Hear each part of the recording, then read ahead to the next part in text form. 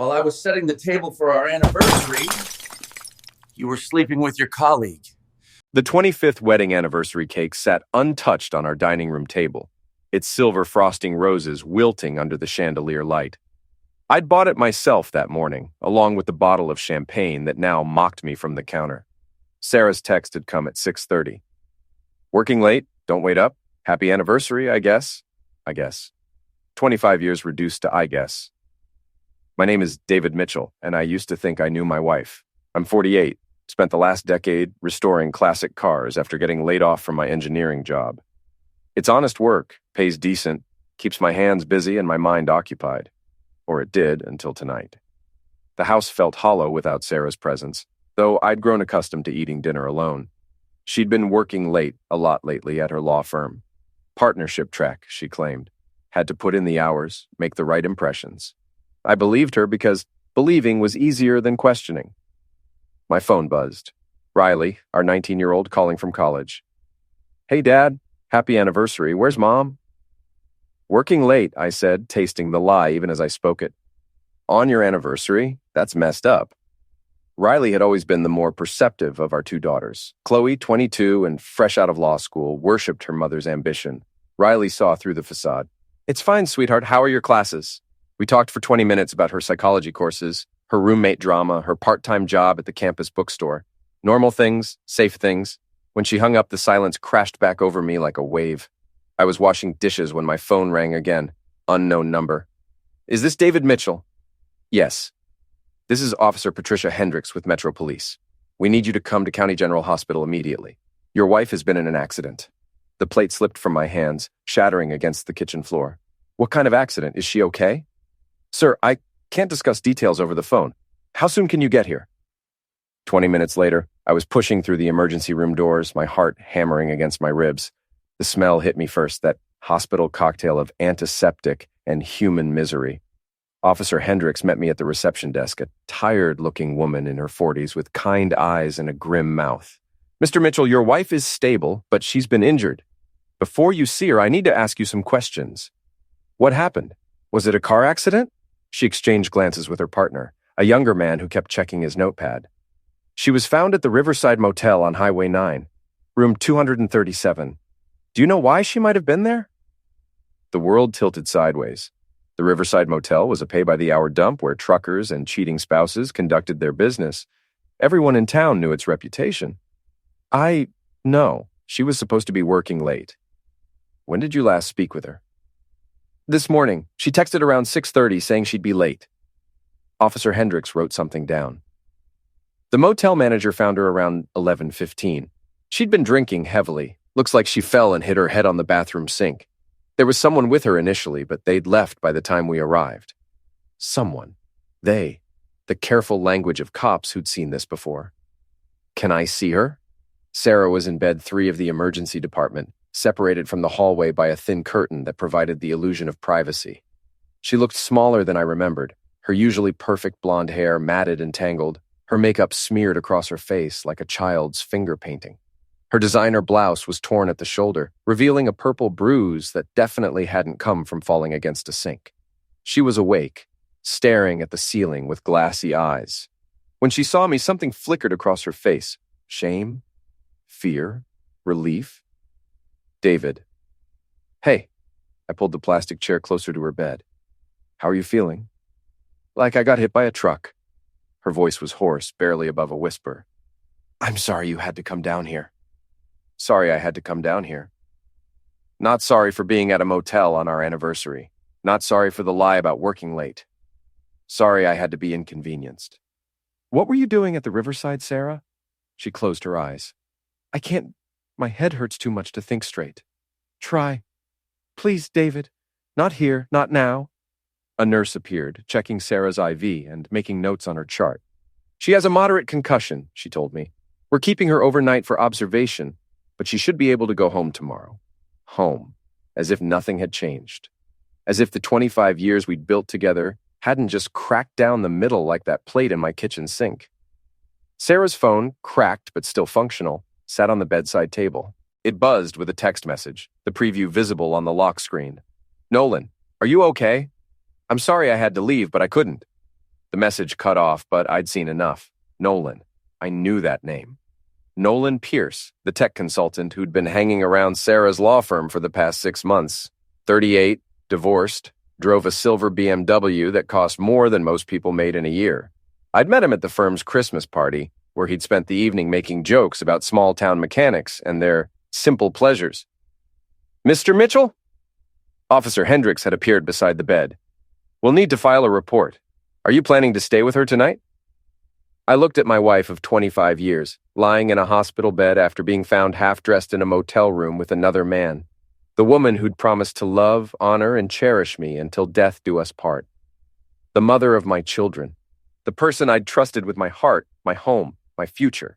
No, I said. I think I'll go home. Sarah's eyes snapped open. David, please don't. Don't what? Don't leave you here alone? Like you left me alone on our anniversary? I stood up, the chair scraping against the linoleum floor. Several other patients and their families turned to look, but I didn't care. Let them watch. Let them see what 25 years of marriage looked like when the facade finally crumbled. We'll talk tomorrow, I said, and walked out. The parking lot was nearly empty, my pickup truck sitting under a flickering streetlight like a faithful dog waiting for its master. I was almost to the driver's door when I saw it. The silver BMW parked in the shadows near the hospital's back entrance. Nolan's car, distinctive with its vanity plate. Tech 1. He was sitting in the driver's seat, talking on his phone, probably explaining to someone why he'd had to abandon his lover at a seedy motel, probably making jokes about the drama he'd gotten caught up in. I walked over and tapped on his window. Nolan Pierce jumped like he'd been electrocuted, nearly dropping his phone. When he saw me, his face went through a fascinating series of expressions: surprise, guilt, fear, and finally a weak attempt at his usual smug confidence. He rolled down the window halfway. David, hey, I heard about Sarah's accident. Thought I should check. Check on what, exactly? Well, you know, she's a colleague. We work together on several accounts. At the Riverside Motel? His face flushed red, even in the dim parking lot light. I don't know what you're implying, but I'm not implying anything, Nolan. I'm stating facts. My wife was found in a motel room on our 25th wedding anniversary. Your name is all over her phone. You're sitting in a hospital parking lot at midnight like some kind of vulture. Connect the dots. He started to roll up the window, but I grabbed the edge, holding it in place. My hands, strengthened by years of working on engines and transmissions, didn't budge when he tried to force it closed. Let go of my car, David. Or what? You'll call the cops? The same cops who found my wife in a motel room, barely covered. Look, whatever you think happened. What I think happened is that you've been screwing my wife for months, and tonight, something went wrong. Maybe she drank too much. Maybe she had second thoughts. Maybe she threatened to tell everyone about your little arrangement. So you panicked and ran, leaving her collapsed on a bathroom floor, in no condition to help herself. That's not... She fell. It was an accident. So you admit you were there. Nolan's mouth opened and closed like a fish gasping for air. He'd just confirmed what I already knew, but hearing him admit it felt like taking a sledgehammer to the chest. David, listen. Sarah and I, it's complicated, but I would never hurt her. I care about her. You care about her. I leaned closer to the window, close enough that he could smell the coffee on my breath, see the exhaustion and rage in my eyes. You care about her so much that you left her unconscious in a motel room and drove off into the night. I couldn't stay. If the police found us both there, it would ruin your reputation. I get it. Can't have the neighbors knowing the tech consultant Nolan Pierce likes to bang married women in cheap motels. You don't understand the situation. Then explain it to me. He stared at me for a long moment, probably calculating whether honesty or continued lies would serve him better. Finally, he sighed. Sarah's been unhappy for a long time, David. She told me about your marriage, how you two have grown apart. She said you barely talk anymore, that you live like roommates. So, you decided to help her with her marital problems by taking her to bed. It wasn't like that. We connected, intellectually, emotionally. She's brilliant, ambitious. She deserves someone who appreciates those qualities. Someone like you. Someone who understands her world, her goals, her potential. I let go of the window and stepped back. You know what, Nolan? You're right. Sarah does deserve someone who appreciates her. Someone who wouldn't abandon her in a motel room when things get messy. Someone with enough spine to stick around when the police show up. Someone who doesn't run and hide in parking lots like a coward. I turned and started walking back to my truck. David, wait. I kept walking. This doesn't have to destroy your family. We can work this out like adults. I stopped and turned around. Adults? You mean like how you two worked things out behind my back for the past 6 months? Like how you worked things out on my wedding anniversary? Sarah was going to tell you. She just needed time to figure out how. Tell me what exactly? Nolan hesitated, realizing he was about to cross a line that couldn't be uncrossed. She wants a divorce, David. She has for a while now. She just didn't know how to bring it up. The words hit me like a physical blow, but I kept my expression neutral. I'd learned a long time ago not to show weakness in front of predators. Well then, I said, I guess that makes things simple. I got in my truck and drove home, leaving Nolan sitting in his BMW like the piece of garbage he was. But as I pulled out of the parking lot, I made a mental note of his license plate, his phone number from when he'd called Sarah, and the way his hands had shaken when I'd confronted him. Information was power, and I had a feeling I was going to need all the power I could get. The house felt different when I walked through the front door. The anniversary cake still sat on the dining room table, but now it looked less like a celebration and more like evidence of my own stupidity. 25 years of marriage reduced to wilted frosting roses and a bottle of champagne that would never be opened. I poured myself 3 fingers of bourbon and sat in my recliner, staring at the family photos scattered across the mantel. Sarah and me on our wedding day, young and stupid and convinced we'd figured out something that had eluded couples throughout history. The girls as babies, toddlers, teenagers. Family vacations to the beach, camping trips in the mountains, Christmas mornings filled with wrapping paper and laughter. When had it all started going wrong? When had my wife stopped seeing me as a partner and started seeing me as an obstacle to overcome? My phone buzzed with a text from Chloe. Riley told me Mom's in the hospital. What happened? Why aren't you with her? I stared at the message for 10 minutes before typing back, she's fine. Concussion. Home tomorrow. That doesn't answer my question. Some conversations are better had in person. Dad, you're scaring me. I turned off my phone and poured another bourbon. Tomorrow, I'd have to explain to my daughters that their mother had been cheating on me. Tomorrow, I'd have to figure out how to untangle 25 years of shared assets, shared memories, shared dreams. Tomorrow, I'd have to decide whether to fight for a marriage that was already dead or let it die with dignity. But tonight, I just wanted to sit in my chair and mourn the life I'd thought I was living. I must have dozed off because the next thing I knew, sunlight was streaming through the living room windows and someone was pounding on my front door. I checked my watch, 8:30 in the morning. My neck ached from sleeping in the recliner, and my mouth tasted like a distillery. The pounding continued, accompanied by voices I recognized. I looked through the peephole and saw my 2 best friends, or former best friends, as it turned out, standing on my porch with grim expressions. Tom Bradley and Mike Chen had been my closest friends since high school. Tom was a successful insurance agent. Mike owned 3 restaurants downtown. We'd been each other's groomsmen, godfathers to each other's children, fishing buddies and poker partners for 3 decades. I opened the door. Morning, guys.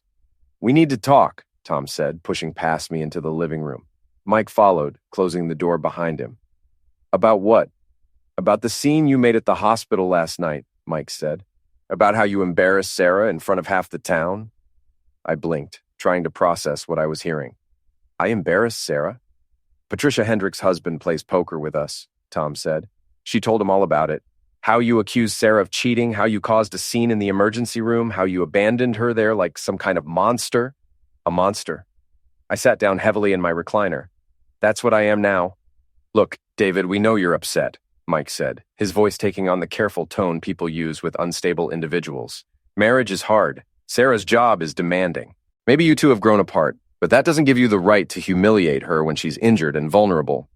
Grown apart? I laughed, a sound with no humor in it. Is that what we're calling it? What would you call it? Tom asked. Adultery, betrayal. 25 years of marriage flushed down the toilet for a tech consultant with a BMW and a superiority complex. Tom and Mike exchanged glances, the kind of look that passes between people who've already discussed the situation in detail. Even if that's true, Mike said carefully, airing your dirty laundry in public isn't the answer. You're better than that. Am I? Because right now I'm not feeling very noble. Sarah's a good woman, Tom said. She's been a friend to our families for decades. Whatever problems you two are having, they can be worked out. but not if you keep acting like this. I stared at my oldest friends, men I'd trusted with my deepest secrets, men who'd stood beside me at my wedding and promised to support my marriage through good times and bad. Men who were now lecturing me about my behavior while my wife recovered from a night of adultery. "Get out," I said quietly. "David, get out of my house." "We're trying to help you," Mike said. "Don't throw away 30 years of friendship because you're angry." "I'm not throwing it away. You are. You're choosing her side over mine without even hearing my side of the story." "There are no sides," Tom said. "There's just a marriage in trouble and a man who's handling it badly." I stood up, my hands clenched into fists. "You want to hear how badly I'm handling it? Last night I found out my wife has been cheating on me with Nolan Pierce for months. I found out she wants a divorce but was too much of a coward to tell me herself. I found out she was screwing another man in a motel room on our 25th wedding anniversary. And when I confronted the son of a witch, he told me she deserves someone better, someone who understands her potential." Tom and Mike stared at me in silence. "So yeah, maybe I'm handling it badly. Maybe I should have smiled and held her hand and pretended everything was fine while she recovered from her night of passion. Maybe I should have thanked Nolan for opening my eyes to what an inadequate husband I've been." "We didn't know," Mike said softly. "No, you didn't. But you assumed I was the problem, that I was the one in the wrong. You took her side without knowing the facts because that was easier than considering that maybe, just maybe, your friend Sarah isn't the saint you thought she was." I walked to the front door and opened it. "Now get out, and don't come back until you're ready to apologize." They left without another word, but I could see the doubt in their eyes, the uncomfortable realization that they'd misjudged the situation completely. I was alone again, but this time it felt different. This time it felt like the beginning of something rather than the end. Sarah came home that afternoon with a prescription for painkillers and a story about slipping on ice outside the law firm. She'd clearly spent the morning crafting her lie, probably with help from Nolan or one of her colleagues. The hospital bracelet on her wrist told a different story. But she'd removed it before walking through our front door.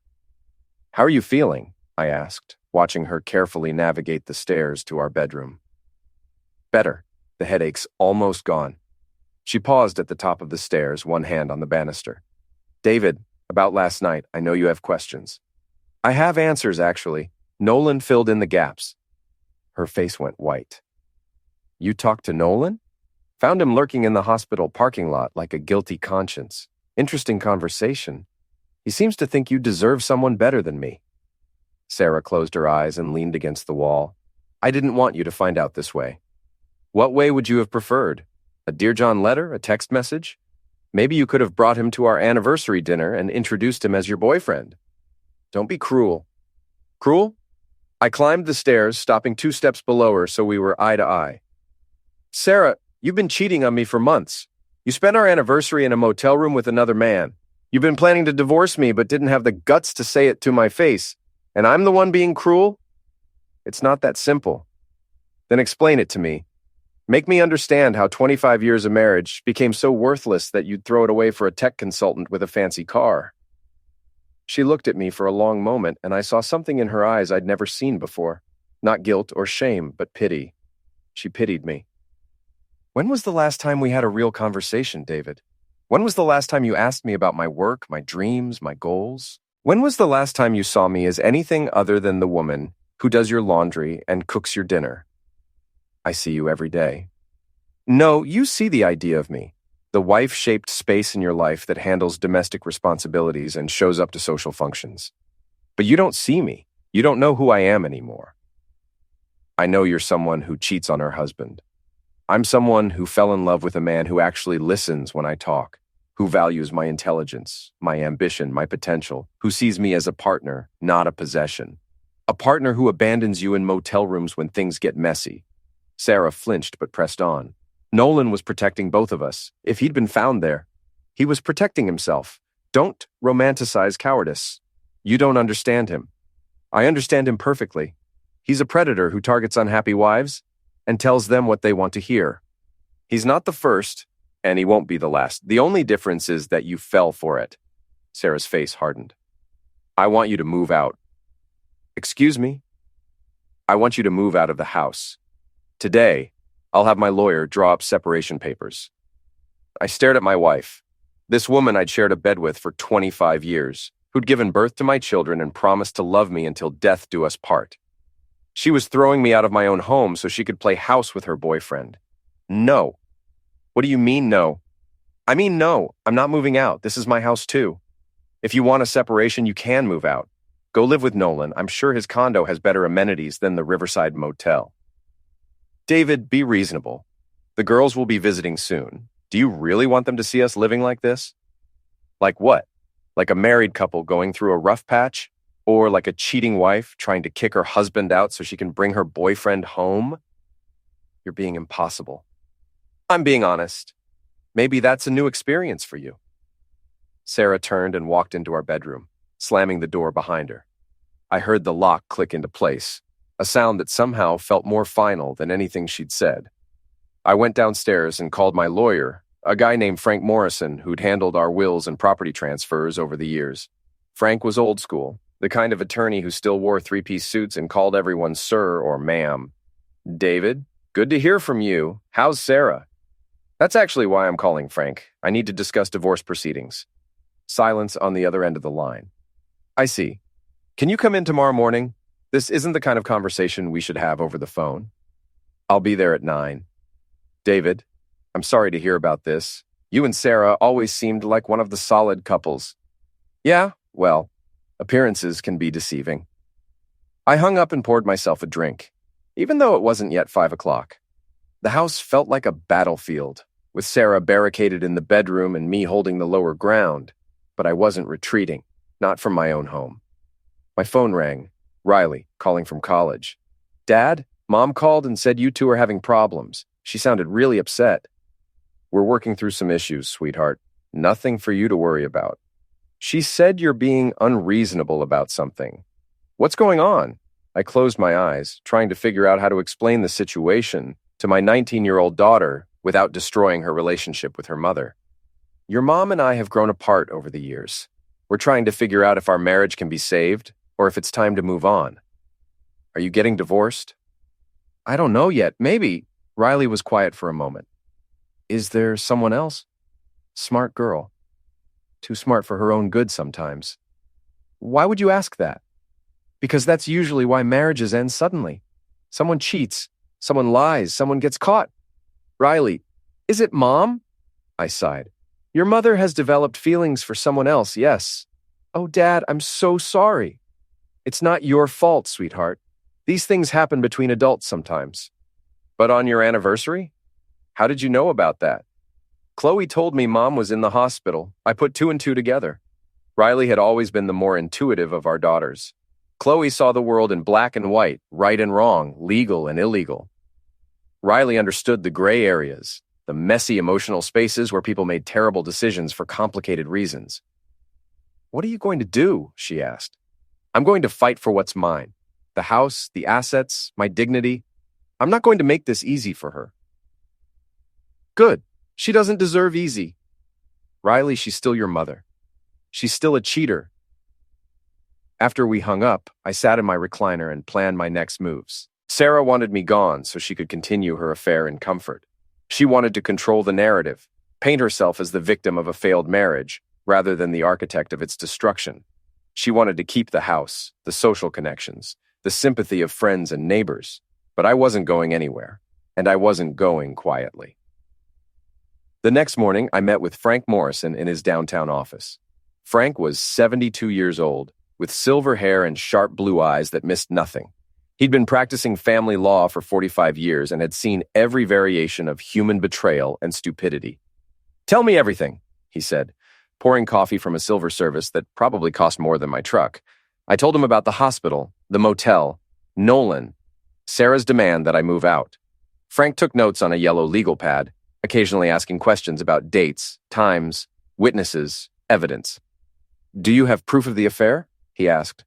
I have the police report from the motel. I have the text messages on her phone. I have Nolan's admission that they've been seeing each other. Good. Illinois is a no-fault divorce state, but adultery can still affect property division and spousal support, especially if she's been using marital assets to fund the affair, What do you mean? Hotel rooms, dinners, gifts, trips. If she's been spending your money on her boyfriend, we can argue for a larger share of the marital estate. Frank leaned back in his leather chair. David, I have to ask, do you want to save this marriage or do you want to win the divorce? Is there a difference? There can be. If you want to reconcile, we approach this differently than if you want to punish her. I thought about Sarah's face when she'd told me I didn't see her anymore. The pity in her eyes, the casual cruelty of her words, the way she'd tried to kick me out of my own house so she could play house with her boyfriend. I want to win, I said. Frank smiled, and it wasn't a pleasant expression. Then let's get started. The opening blow in what would become known in our social circle as the Mitchell divorce came 3 days later, when Sarah discovered that all our joint credit cards had been canceled and our joint bank accounts had been frozen. David! Her voice echoed through the house like a fire alarm. What did you do? I was in my workshop in the garage rebuilding a carburetor for a 1967 Mustang. The work kept my hands busy and my mind focused on something other than the wreckage of my marriage. I protected our assets, I called back, not looking up from the workbench. She appeared in the doorway, clutching her purse and car keys, her face flushed with anger. I tried to buy groceries, and my card was declined. The cashier treated me like some kind of deadbeat. Sorry about that. You'll need to use your own money from now on. My own money? David, we've shared finances for 25 years, and you've been sharing other things without my permission. Seems fair that I should have some control over what's mine. Half of that money is mine, and half is mine. Frank is working out the details. Until then, nothing gets spent without both of us agreeing to it. Sarah stepped into the garage, her heels clicking on the concrete floor. This is ridiculous. How am I supposed to pay for gas, food, basic necessities? The same way your boyfriend does, with your own income. Nolan isn't what? Isn't supporting you? Isn't taking care of your needs? I thought he was your partner, your intellectual equal. Surely he can help with the grocery bill. Sarah's jaw tightened. You can't freeze me out of my own life. Watch me. I turned back to the carburetor, but Sarah wasn't finished. I talked to Tom Bradley today. He said you threw him and Mike out of the house, that you were ranting about conspiracy theories and imaginary affairs. Imaginary? I set down my wrench and faced her. Sarah, you were found in a motel room with another man. There's nothing imaginary about that. I was there on business. Nolan had some contracts to review, and we needed privacy to discuss sensitive client matters. At the Riverside Motel. It was convenient. It was cheap and discreet and had hourly rates. You have a sick mind. I have a realistic mind. The question is, do you actually believe your own lies or do you just think I'm stupid enough to believe them? Sarah stared at me for a long moment, and I could see her calculating. How much truth could she admit without losing her advantage? How much could she deny while maintaining plausible deniability? Even if Nolan and I have developed feelings for each other, she said carefully, that doesn't give you the right to destroy our family's financial security. Our family's financial security was destroyed the moment you decided to cheat on your husband. I haven't cheated on anyone. Then why do you want a divorce? Because we're not compatible anymore. Because we want different things. Because I deserve someone who appreciates me. Someone like Nolan. Someone like Nolan. At least she was being honest now. Sort of. Fine, I said. Then go be with someone like Nolan. But you don't get to have it both ways. You don't get to leave me for another man and keep half of everything I've worked for. That's not how divorce works, David. We'll see. Sarah left the garage, her heels clicking like thunderclaps on the concrete. An hour later, I heard her car pull out of the driveway. She didn't come home until after midnight, and when she did, she reeked of expensive cologne that definitely wasn't mine. The next morning, Frank called with an update. Sarah's hired Rebecca Stone, he said. She's good. Expensive, but good. How expensive? $300 an hour. She specializes in high-asset divorces and protecting wealthy wives from vindictive husbands. Wealthy wives? Sarah's painting herself as the victim here, David. The successful attorney married to a blue-collar husband who's trying to punish her for outgrowing their marriage. Outgrowing? I laughed bitterly. Is that what we're calling adultery now? In family court, it doesn't matter what we call it. What matters is what we can prove and how we present it. Rebecca Stone is very good at presenting her clients as sympathetic figures. What's our next move? We document everything, every expense, every asset, every suspicious behavior. We build a case that shows Sarah has been planning this divorce for months, maybe years. We show that she's been using marital assets to fund her affair, and we make sure the judge understands that you're not the vindictive ex-husband. You're the wronged party seeking justice. How long will this take? 6 months to a year, depending on how nasty it gets. And David, it's going to get nasty. Frank was right. Over the next 2 weeks, the war escalated on multiple fronts. Sarah moved into the guest bedroom and began treating me like a hostile roommate. She brought Nolan to the house twice, introducing him to the neighbors as a colleague who was helping her with legal matters. The neighbors weren't fooled. In a town like ours, gossip traveled faster than wildfire. Tom and Mike stopped calling. Our mutual friends began choosing sides, and most of them chose Sarah. She was more social, more connected, better at managing relationships. I was the grease-stained mechanic who worked in his garage and didn't attend charity fundraisers. Chloe flew home from Chicago, where she was working at a corporate law firm, to stage what she called an intervention. "Dad, you need to stop this," she said, standing in my living room like a prosecutor addressing a jury. "You're embarrassing Mom, embarrassing our family, embarrassing yourself. I'm protecting what's mine. By freezing bank accounts and spreading rumors about Mom's personal life?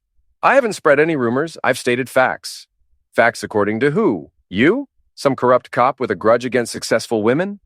I stared at my eldest daughter, this young woman I'd raised and supported and loved unconditionally for 22 years.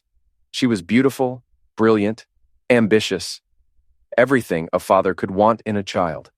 She was also completely convinced that I was the villain in this story.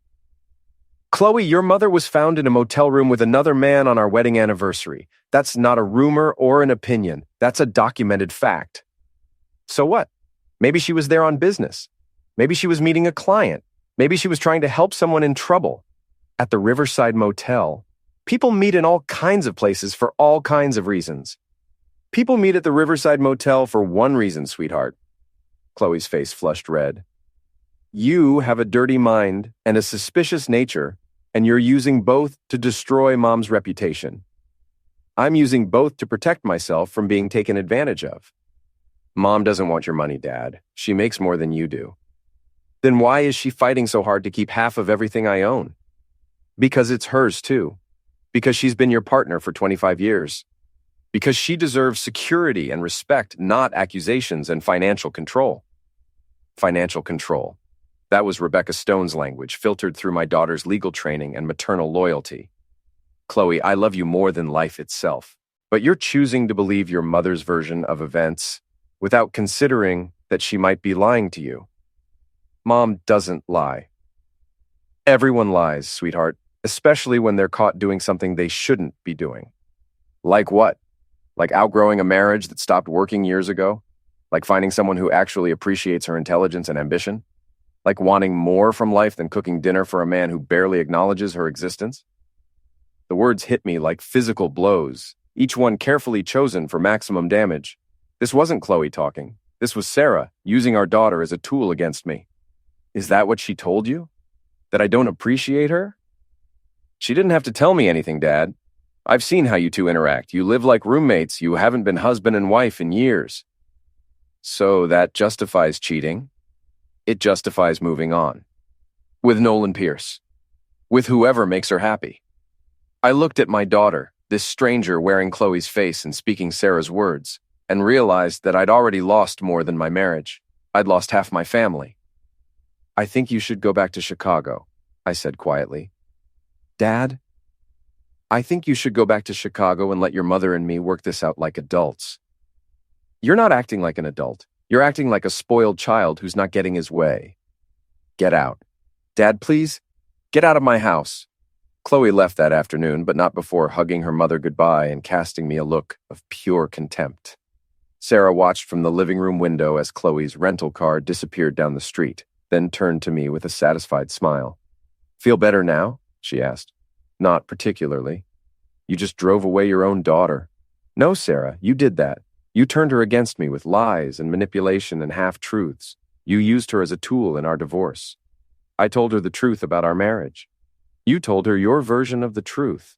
There's a difference." Sarah shrugged, as if the distinction was meaningless. "The result is the same." "Yes, it is. And now she'll have to live with the consequences when she finds out what kind of person her mother really is. What kind of person am I, David? I looked at my wife of 25 years. This woman who'd shared my bed and raised my children and promised to love me until death do us part. This woman who was now systematically destroying everything we'd built together so she could start fresh with a younger man. You're the kind of person who cheats on her husband and then blames him for not being worthy of fidelity. You're the kind of person who uses her own children as tools in a divorce. You're the kind of person who lies so much that she starts believing her own lies. Sarah's smile never wavered. And what kind of person does that make you, David? The kind who married someone like me and stayed married to her for 25 years. She had a point. A cruel, accurate, devastating point. Yeah, I said, I guess it does. 3 months into what Frank Morrison had started calling the divorce from heck, I made a discovery that changed everything. I was cleaning out Sarah's home office, boxing up her personal items at the court's direction, when I found a folder hidden behind her law books. Inside were bank statements for an account I'd never seen before. Sarah's name was on it, along with another name, Jennifer Walsh. Jenna, Sarah's best friend since college, her maid of honor, the woman who'd been coming to our house for dinner parties and holiday celebrations for 2 decades. The account had been active for 8 months, with regular deposits from both women and withdrawals for hotel rooms, restaurant bills, and cash advances. But what caught my attention were the memo lines on several checks. Consultation fees, private investigation services, legal research. I called Frank immediately. Can you meet me at your office? I found something. An hour later, Frank was spreading the bank statements across his conference table like a poker player, revealing a royal flush. This is good, David. This is very good. What am I looking at? Evidence of premeditation. Sarah and her friend have been planning this divorce for months, maybe longer. They've been paying for private investigators, legal consultations, financial planning services. This wasn't a sudden decision based on marital problems. This was a calculated campaign. Frank pointed to a check dated 6 months earlier. Look at this. $5,000 to Morrison Investigations. That's Jack Morrison, my nephew. He specializes in asset searches and surveillance. Surveillance of what? Of you, most likely. They were probably looking for evidence of infidelity, hidden assets, anything they could use against you in court. I felt a cold rage building in my chest. While I'd been working in my garage, rebuilding engines and trying to save money for our retirement, Sarah had been plotting my destruction with military precision. There's more, Frank said, pointing to another series of checks. Regular payments to something called discretion services. That's a high-end escort service that caters to wealthy professionals. Escort service? They arrange introductions between successful women and suitable men. Very exclusive, very expensive, very discreet. You think that's how she met Nolan? I think Nolan Pierce was recruited specifically to seduce your wife and give her grounds for divorce. This whole affair was orchestrated. The room spun around me. Sarah hadn't fallen in love with another man. She'd hired another man to help her fall out of love with me. Can we prove this in court? With the right investigation, yes. But David, you need to understand what this means. If Sarah and her friend have been planning this for 8 months, they've had time to hide assets, create false narratives, build a case against you. We're not just fighting a divorce anymore. We're fighting a conspiracy. What do you recommend? Frank smiled his predatory smile. We fight fire with fire. Over the next month, Frank's team of investigators uncovered the full scope of Sarah's deception. The affair with Nolan had been carefully orchestrated by Jenna Walsh, who worked as a relationship consultant for wealthy women seeking to end their marriages advantageously. Nolan was essentially a professional seducer, paid to romance unhappy wives and provide them with grounds for divorce. The Riverside Motel incident hadn't been an accident either. Sarah had been drinking heavily that night because she was having second thoughts about the plan. Nolan had tried to convince her to go through with it, they'd argued, and she'd fallen during the confrontation. Nolan had fled not out of cowardice, but because his contract with Jenna specifically prohibited him from being caught in compromising situations. But the most devastating discovery came from Sarah's computer, which our investigators had legally accessed through a court order. Her email correspondence with Jenna revealed the full extent of their planning, including detailed discussions about how to manipulate our daughters, our friends, and the court system. In one particularly damning email, Sarah had written, David is so trusting he'll never see it coming. By the time he realizes what's happening, I'll have everything I need to destroy him in court. Frank presented our findings to Sarah's attorney on a Thursday morning in November. By Thursday afternoon, Rebecca Stone was calling with settlement offers. She wants to negotiate, Frank told me. Full disclosure of all assets, 50-50 split, no spousal support, no public revelation of the conspiracy. What do you think? I think we have them over a barrel. But David, if we take this to trial, everything comes out. The affair, the conspiracy, the professional seduction. It'll destroy Sarah's reputation and her career. And if we settle? She walks away with half of everything, but her secrets stay secret. I thought about my daughters, who still believed their mother was the victim in this divorce. I thought about Sarah's career, built over decades of hard work and ambition. I thought about the friends and colleagues who would be shocked to learn the truth about the woman they'd respected and admired. Then I thought about the 25 years of marriage that had been built on lies. The anniversary dinners I'd eaten alone while Sarah was working late with her conspiracy team. The family gatherings where Jenna had smiled at me while plotting my destruction. The conversations with my daughters where they'd accused me of being paranoid and vindictive. I want to go to trial, I said. David, think carefully about this. A trial will hurt everyone involved. Everyone involved deserves to be hurt. The trial began on a cold Monday morning in February. The courthouse was packed with curious spectators, local reporters, and members of our extended social circle who'd come to watch the Mitchell marriage die in public. Sarah looked elegant and composed in a navy blue suit, her blonde hair perfectly styled, her expression carefully neutral. She'd lost weight over the past months, and the stress had carved sharp lines around her eyes, but she still looked like the successful attorney she was. Nolan Pierce was there too, sitting in the back row like a guilty conscience. He'd been subpoenaed as a witness and looked like he'd rather be anywhere else on earth. Frank's opening statement was a masterpiece of controlled fury. He laid out the conspiracy in methodical detail, describing how Sarah and Jenna had planned my destruction with the same precision they'd used to prepare a legal case. He presented the bank statements, the email correspondence, the evidence of professional seduction. This is not a story about a marriage that grew apart, Frank told the jury. This is a story about calculated betrayal, about a woman who decided to destroy her husband rather than divorce him honestly. Rebecca Stone's response was predictable. Sarah was the victim of a toxic marriage, a woman who'd been forced to seek companionship elsewhere because her husband had become cold and distant. The conspiracy allegations were the paranoid fantasies of a man who couldn't accept responsibility for his own failures. But Frank had evidence, and evidence was hard to argue against. The trial lasted 3 days. Sarah took the stand and admitted to the affair but denied that it had been orchestrated. She claimed to love Nolan, claimed their relationship was real, claimed she'd only been trying to find happiness after years of marital misery. Nolan's testimony destroyed her defense. Under oath, he admitted to being paid by Jenna Walsh to seduce Sarah. He admitted that their entire relationship had been a professional arrangement designed to give Sarah grounds for divorce. He admitted that he'd been doing this for 3 years, targeting unhappy wives and helping them end their marriages. When Jenna took the stand, she tried to invoke attorney-client privilege, but Frank had done his homework. She wasn't Sarah's attorney, and their conspiracy wasn't protected by any legal doctrine. The jury deliberated for 2 hours. Sarah got nothing. No assets, no spousal support, no sympathy from the court. The judge called her behavior reprehensible and awarded me everything: the house, the savings, the retirement accounts, even Sarah's car. But my real victory came when the local newspaper published the full story of the trial.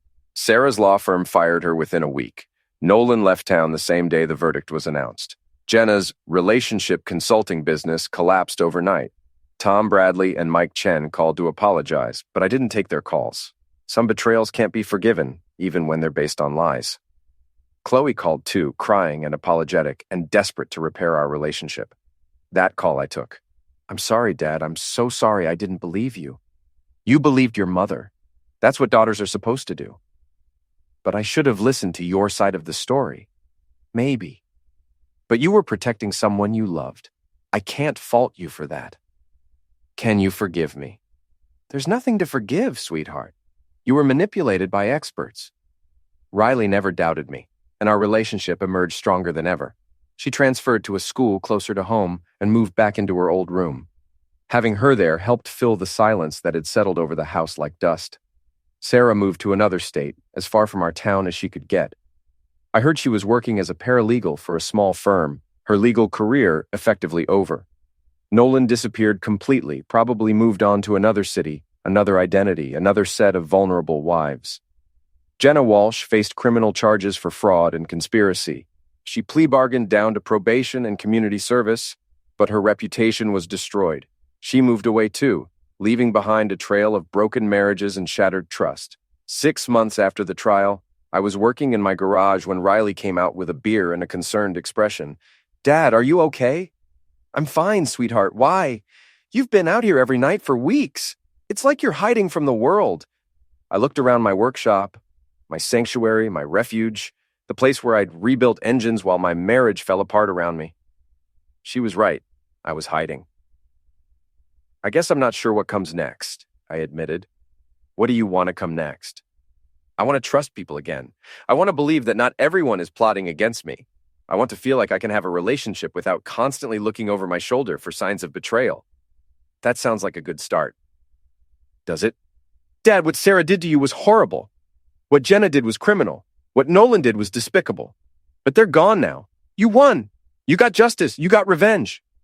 Now maybe it's time to get on with your life." Riley was right, as usual. I'd spent so much energy fighting Sarah's conspiracy that I'd forgotten how to live without an enemy to battle. The next morning, I called Frank Morrison and told him I was ready to start over.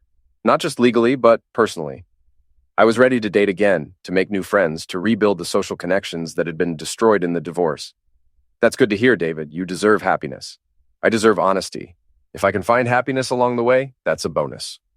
3 months later, I met Linda Peterson at a classic car show downtown. She was admiring my restored 1967 Mustang, the one I'd been working on the night Sarah came home from the hospital. Linda was a teacher, recently divorced herself, with a dry sense of humor and an appreciation for honest work. Our first date was dinner at a small restaurant outside of town, away from the gossips and the curious stares of people who remembered the Mitchell divorce trial. We talked about cars, about teaching, about the challenge of starting over in middle age. "I heard about your divorce," she said over dessert. "It was quite the scandal. Are you worried about dating a scandalous man?" "I'm worried about dating a man who might be carrying too much baggage to have room for someone new." "That's a fair concern. So, are you carrying too much baggage?" I thought about Sarah, about the 25 years of marriage that had ended in betrayal and courtroom drama.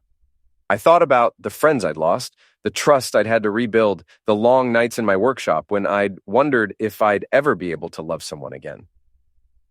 "I'm carrying some baggage," I admitted, "but I'm working on unpacking it."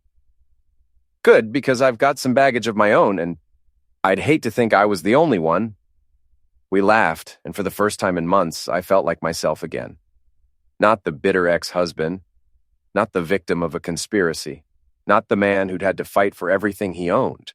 Just David Mitchell, a guy who fixed cars and was learning to trust again. A year later, Linda and I were married in a small ceremony attended by Riley, Chloe, who'd flown in from Chicago, a few close friends, and Frank Morrison, who'd become more than just my lawyer over the course of the divorce.